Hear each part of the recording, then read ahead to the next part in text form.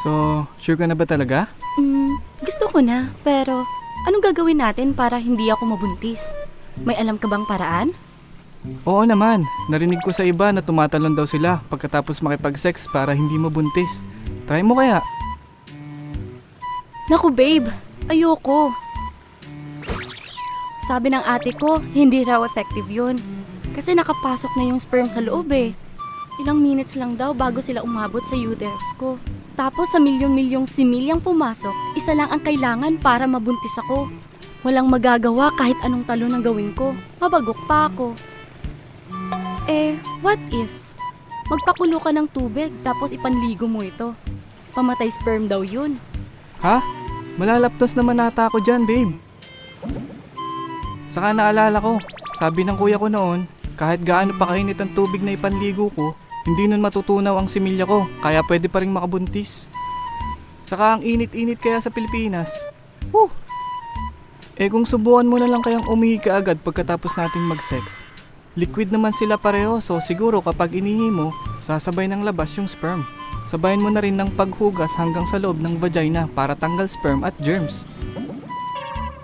Sabi ng ate ko, magkaiba ang labasan ng ihi at butas ng vagina ng mga babae. Hindi sasama sa ihi ko yung sperm mo. Saka, hindi rin daw advisable yung maglinis ng loob ng vagina kasi mas pwede ako magkaroon ng bakterya sa loob at tumaas ang risk na mahawaan ng sexually transmitted infections o STI. Alam ko na. Maglasing ka kaya muna. Sabi nila kapag lasing daw ang isang lalaki, hindi na makakabuntis kasi babagal din yung sperm. Ano? Game?